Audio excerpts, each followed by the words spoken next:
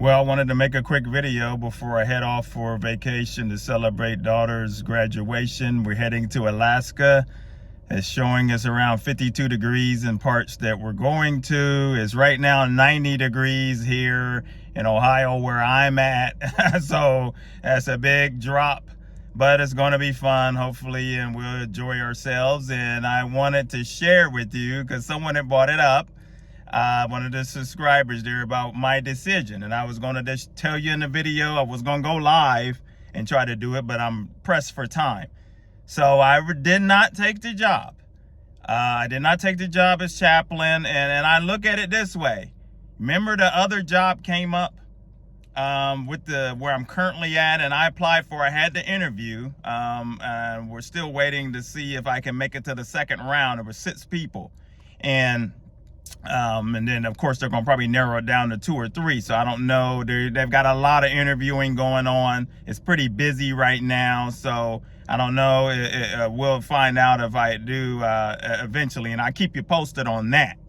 But I look at it as, even if I don't get that job with my current job, which will be a different position when I could utilize mental health counseling stuff and all of that, I look at it as a roadblock. That's what I looked at. After prayer about this thing and what I was going to do, taking a chaplain position, taking a lower paying position to do something that I really want. But the main word that came up to me as I was praying about it and trying to make the decision was flexibility. I listened to many of your guys' advice and comments and put it all together in a pot. And I looked at flexibility, that, you know, not having the finances, cutting your pay down 20, I think, what did I say, was about $23,000 cut, and having the flexibility, just having that flexibility. Even though my daughter, she's going to college, and she's probably going to still need me in various ways still and stuff. And the college is 2.5 hours away. So, and I was just looking at having that flexibility with finances and being able to not having to pull from savings and start draining savings because all of a sudden my money is short because I took a pay cut to do something else.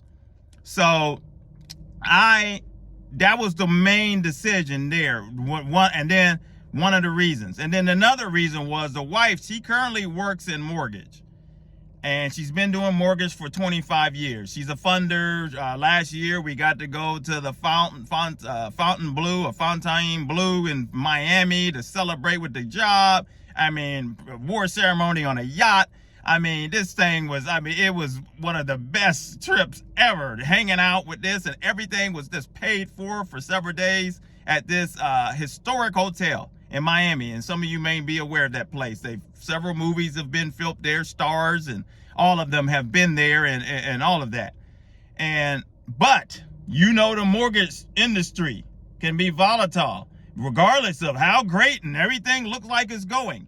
And I said, if I'm taking the cut, and though everything appears to still be riding high, she's doing still very well in the mortgage industry, you know, if that begins to stutter some kind of way, and then that puts me even more, us as a family and everybody, more in a bind. And I thought of that might not be wise at the moment. And then the third thing was that many of you, I'm close to early retirement. If I told you guys 8, I looked at the retirement thing. I'm at 7.5, actually. 7.5 years if I wanted to take early retirement. That's pretty close.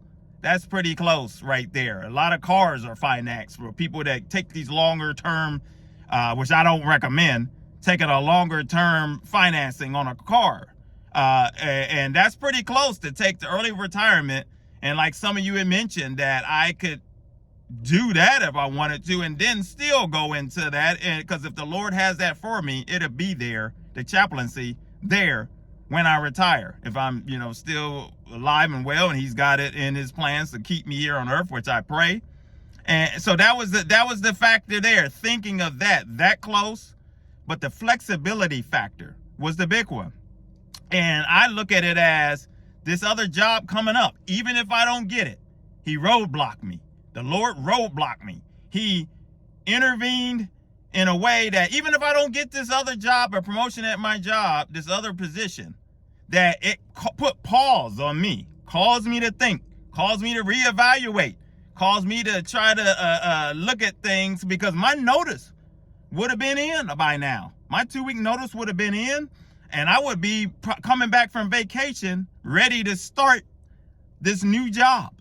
And if it wasn't for this other job, with my current job calling me and asking me, about an interview and causing me to pause and little things like that, I would already be getting ready to start.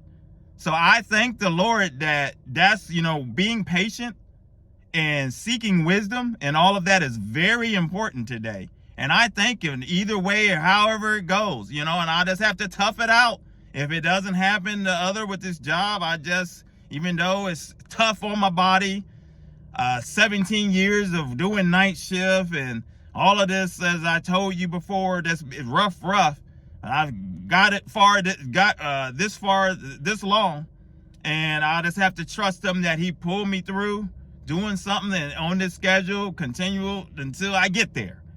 And that's the main thing, the flexibility, because it'll be one thing, sitting there and not being able to do certain things that I'm used to doing, but then at the same time, having to put the burden of a worry on myself because possibly the finances are starting to shrink or the noose is tighter, and that's not good. So that's where I'm at on that. But here's the other thing. So I'll keep you posted or whatever happens on the other. But as I go on vacation here, for those of you that know, twice when I've been on a cruise, I ran into people that follow false prophets.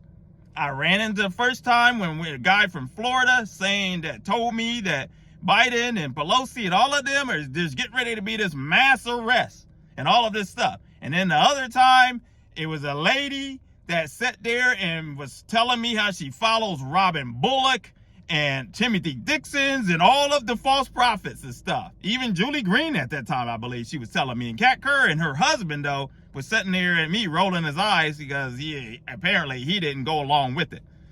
Will it be a third time?